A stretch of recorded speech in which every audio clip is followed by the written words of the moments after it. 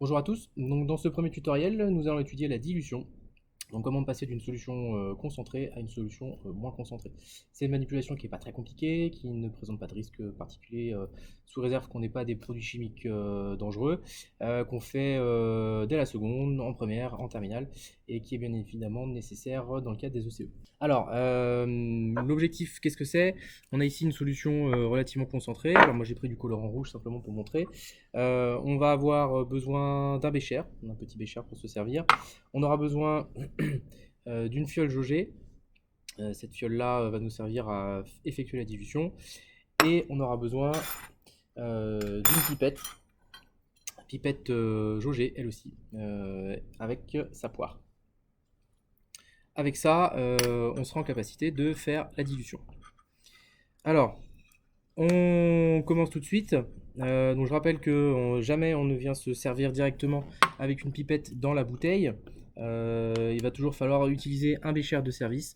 Et ce bécher là, en l'occurrence, c'est un petit bécher de 80. Évidemment, il ne nous sert pas à faire une mesure. Le bécher, c'est juste un ustensile qui nous sert à contenir le liquide. Alors évidemment, en l'occurrence ici, j'ai pas besoin d'avoir de gants puisque c'est que de l'eau et du colorant. En fonction du produit qu'on utilise, on adapte. On ne mettra de gants que pour un produit corrosif. N'empêche qu'on va éviter de salir la paillasse quand même avec le colorant. Voilà, j'en profite également. Là, je sais pour mon dosage que je vais avoir besoin de 10 ml de produit. Donc c'est inutile de vous servir dans un bécher avec 50 ml en sachant que vous n'en aurez besoin que de 10. Donc ici j'ai mon bécher de service, vous voyez j'ai pris à peu près 30 ml ici, ce que je vais utiliser 2 fois la solution mère. Cette solution là elle est très concentrée, elle est d'un bleu intense, l'idée c'est d'en faire une solution moins concentrée. Alors évidemment dans le cadre d'une dilution pour un TP, vous connaîtrez la concentration de la solution mère ici qui vous est fournie, qui sera indiquée sur la bouteille généralement, l'objectif étant d'en faire une solution plus diluée, donc de concentration moindre. Alors ici, ce que je vais faire, c'est que je vais faire une dilution d'un facteur 10, c'est-à-dire que je vais mettre 10 ml de solution mère dans une fiole de 100 ml. Alors cette fiole-là, concernant la précision de la fiole et les incertitudes, on y reviendra dans une vidéo suivante. En l'occurrence, c'est une fiole jaugée, donc elle a un trait ici. Cette fiole-là, quand on la remplit intégralement jusqu'à son trait de jauge en respectant correctement la manière de la remplir, elle nous donne un volume de 100 ml. Plus ou moins 0,1 ml. Voilà, c'est une fiole de classe A ici, donc relativement précis. Elle est accompagnée de son bouchon en verre. Alors vous voyez qu'il y a un rodage dessus, c'est-à-dire que la partie en verre ici a été un petit peu usinée et elle permet finalement d'avoir une bonne adhérence avec l'autre partie de la fiole ici. Alors voilà, ça permet d'avoir une bonne étanchéité. Sur certains montages, on mettrait de la graisse pour éviter que ça colle, en l'occurrence ici on n'a pas besoin. Donc, ça c'est pour la fiole. Concernant la pipette, notre pipette ici, j'ai pris une pipette qui a 2 traits, spécifiquement parce qu'il faut faire attention quand elles ont 2 traits. C'est-à-dire qu'il y a un trait dans sa partie haute, mais également un trait dans sa partie basse. C'est pas toujours le cas. Les pipettes de moins bonne qualité, généralement, n'ont qu'un seul trait, enfin moins bonne qualité. En tout cas, il existe les deux. Un trait, toujours il y a de trait en haut. Par contre, là, vous voyez qu'il n'y a pas de trait en bas. On a une pipette qui contient 10 ml entre le trait supérieur et l'extrémité de la pipette. Alors que la pipette de trait, elle contient 10 ml entre le trait de jauge de haut et le trait de jauge du bas. Voilà, donc il faudra être vigilant en fonction de la pipette que vous avez. Alors, on va maintenant voir comment est-ce qu'on fait pour mettre la poire sur la pipette. Vous allez me dire, on n'est pas bête, on sait comment ça marche, c'est pas compliqué. Méfiez-vous, parce que tous les ans il y a des accidents, tout simplement parce que les élèves ont tendance à prendre la pipette par son extrémité, à essayer de rentrer la poire, alors déjà il faut le mettre du bon côté, en laissant une grande distance entre la poire et sa main. Sauf que si la pipette a un défaut, quand vous allez forcer, c'est possible que la pipette elle casse, et du coup vous allez vous rentrer la pipette cassée dans la main. Ça arrive tous les ans. Donc si vous voulez faire ça sans danger, vous tenez la pipette par le haut, délicatement vous venez rentrer la pipette dans la poire. Ça sert à rien de la rentrer sur 20 cm, de toute façon ça ne marchera pas mieux. Et vous allez vider la poire. Alors pour vider la poire, on appuie sur l'extrémité en haut là, hop, il y a une petite bille, on appuie dessus et voilà, là la poire elle est vidée. Et quand on va venir appuyer sur le S ici, alors quand vous ne savez pas, vous avez un doute, vous essayez, ça va venir faire un appel d'air et donc le liquide va rentrer par le bas de la pipette. Inversement, quand vous voudrez revider, vous appuyez sur l'autre bouton et ça va vider la pipette. On va la voir en pratique tout de suite. Vigilance, faites en sorte de ne jamais remplir la poire de liquide parce que sinon ça les abîme, notamment quand c'est des produits corrosifs. Donc faites en sorte de ne jamais monter trop haut dans la pipette. Voilà, donc là ma pipette elle est prête. Enfin elle est prête. On a mis la poire, j'ai mon liquide. Vous allez me dire, ah bah allons-y, je pipette mon liquide. Bah non, en fait ce qu'il faut faire généralement, alors quand on fait les choses proprement en tout cas c'est ce qu'on fait, on fait un rinçage de notre pipette. Alors le rinçage on va le faire à l'eau distillée. Donc un peu d'eau distillée dans un bécher.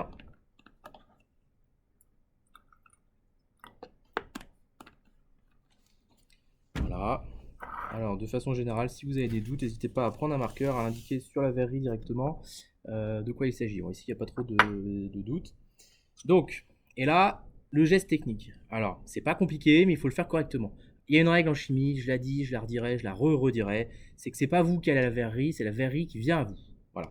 Donc je veux pas avoir de position où on s'accroupit, on se met tordu, on n'a rien. Toujours debout, on est à l'aise, on est bien, on est campé sur nos deux jambes, on n'est pas assis sur le tabouret. Le tabouret, il est là pour se reposer. Vous êtes reposé 80% de votre temps en cours, en TP notamment de chimie, on travaille debout. Tout simplement parce que, pour des questions de sécurité notamment, c'est que si jamais un produit chimique corrosif, dangereux, mauvais pour la santé venait à se renverser sur la paillasse, si vous êtes assis, vous allez tout prendre sur vous. Si vous êtes debout, vous pouvez beaucoup plus rapidement vous écarter. Pour ceux qui ne savent pas trop, qui ont des doutes, vous n'hésitez pas, vous retournez voir la vidéo concernant la sécurité au laboratoire de chimie. Donc, on est debout, on a la pipette dans une main, le bécher dans l'autre main. Alors, ça peut vous paraître des détails, mais n'empêche que pour faire ça correctement, vaut mieux suivre ce que je vous dis là. Vous allez tenir votre... Alors pour ceux qui ont 5 doigts de la main gauche, évidemment, ça marche mieux. Pour les autres, bah, vous vous débrouillez. Vous avez votre bécher avec les... Vous le tenez avec le pouce et le petit doigt et... Bah voilà, j'ai oublié son nom. Voilà. Index, majeur, auriculaire et annulaire. Voilà, entre l'annulaire, le petit doigt, donc l'auriculaire et le pouce. Vous allez incliner votre bécher et vous allez venir tenir la pipette avec les deux doigts qui vous restent, donc à savoir l'index et le majeur. Et là, vous êtes dans une position où finalement vous pouvez tenir votre montage uniquement à une seule main, ce qui vous permet d'aller chercher une fiole, de dégager la paillasse, de faire tout ce que vous voulez. Alors, c'est pas une position très stable, mais n'empêche que elle se tient. Et donc, vous allez venir tenir votre pipette, l'écarter un petit peu du verre. Alors je vais vous montrer en zoom ce que ça donne. Alors, pourquoi est-ce qu'on incline? Tout simplement parce que si jamais à la fin, quand vous aurez pipeté, il restera plus beaucoup de liquide à l'intérieur. Le fait de l'incliner, ça permet d'avoir une profondeur de liquide plus importante que si vous étiez à plat. Alors on verra tout à l'heure quand j'aurai presque vidé mon bécher. Donc là, vous tenez bien votre bécher, on tient votre pipette avec les deux doigts supérieurs et on va venir mettre le trait de jauge à hauteur des yeux. Alors en fonction de votre taille, vous le mettez à la hauteur de vos yeux, pas celui du voisin, de façon à ne voir qu'un seul trait. On va faire monter le liquide, hop, et là je vais faire ce que j'appelle donc un rinçage. Donc on peut monter un peu au-dessus du trait de jauge pour le rinçage, de manière à venir rincer la pipette intégralement. Ça sert à rien de monter le liquide dans la pipette encore une fois.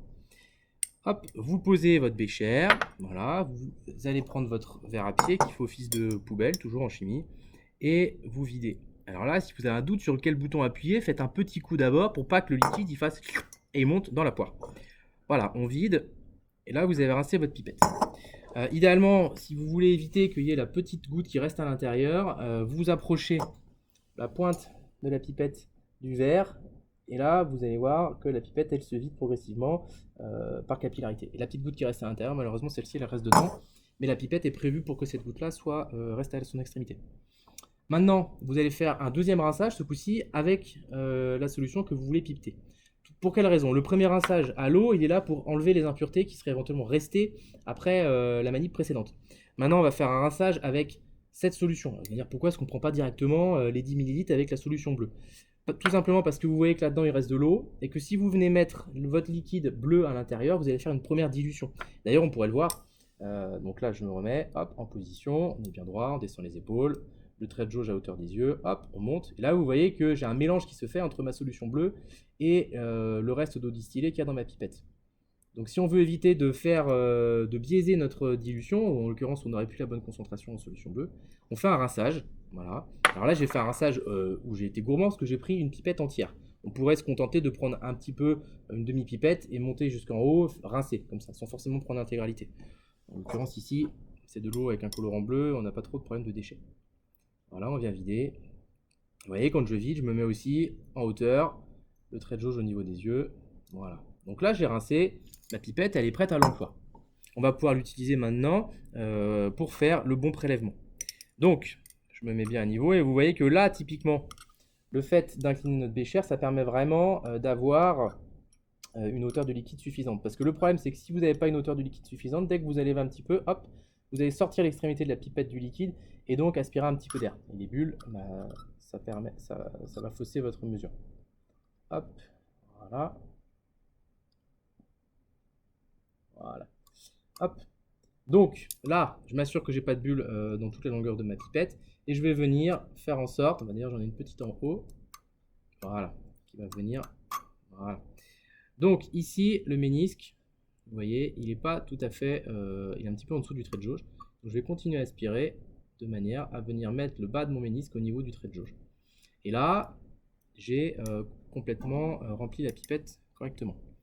Je vais prendre ma fiole, hop, pareil, et je descends. Et là, je suis très vigilant. Avant de descendre, je mets le deuxième trait de jauge à hauteur des yeux. Et je ne devrais vider la pipette que jusqu'au trait de jauge du bas. Si je vais plus loin, bah, j'aurai plus que 10 ml. Voilà, hop. Et avec ce deuxième trait de jauge, on est très précis. Il n'y a pas de petites gouttes à rester en bas. Là, j'ai bien mis 10 ml dans ma fiole. Voilà. Ce qui reste à l'intérieur, je le verse dans le verre à pied. Hop, on peut éventuellement enlever la poire. Voilà. J'ai mes 10 ml de solution mère dans ma fiole. J'ai plus qu'à rajouter l'eau distillée à l'intérieur. Alors au début, vous pouvez y aller comme un cochon directement avec le goulot de l'eau distillée. Alors évidemment, n'allez pas trop loin parce que sinon, si vous dépassez le trait de jauge, vous êtes bon à recommencer la manip. Voilà, moi ce que je conseille, c'est que arriver aux 2/3 de la fiole à peu près, quand vous avez rempli une bonne quantité, déjà vous faites une première agitation. Vous allez me dire ça sert à rien. Et bah vigilance, l'agitation même pour une dilution ça a du sens, tout simplement parce que vous prenez par exemple l'éthanol. Si vous mélangez 50 ml d'eau avec 50 ml d'éthanol, le mélange ne fera pas 100 ml d'eau éthanol. Voilà, il va y avoir des liaisons qui vont s'établir entre l'éthanol et l'eau qui vont donner au global un volume différent. Donc l'agitation, elle permet justement d'avoir une homogénéisation du mélange dès le début.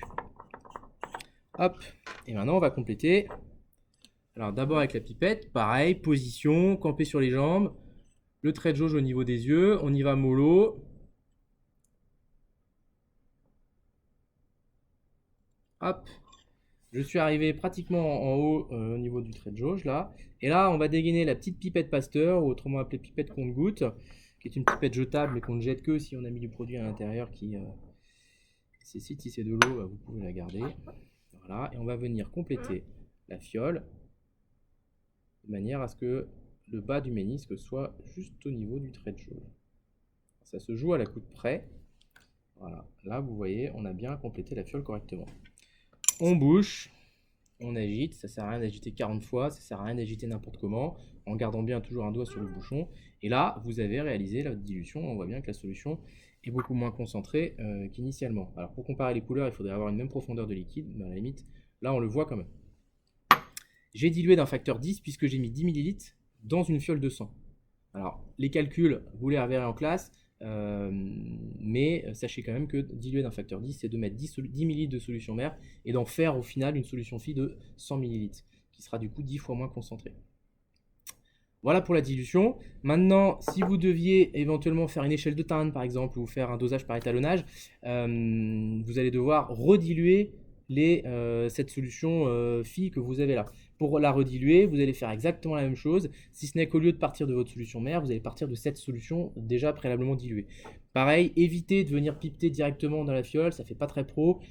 Préférez mettre un peu de votre liquide dans un bécher et de refaire la manipulation que vous avez faite juste avant. Pareil, rincez votre pipette avec ce liquide-là avant de faire votre prélèvement, parce que sinon vous avez à l'intérieur de votre pipette encore là, ici la solution mère. Voilà, c'est pas nécessaire par contre de rincer votre pipette à l'eau. Voilà, j'ai envie de dire, est-ce que vous avez des questions? Sauf que là, malheureusement, vous ne pouvez pas les poser, puis moi, je ne peux pas y répondre. Donc, pour les questions, ça se verra en classe. Pour les réponses, ça se verra également en classe. Voilà, merci à tous.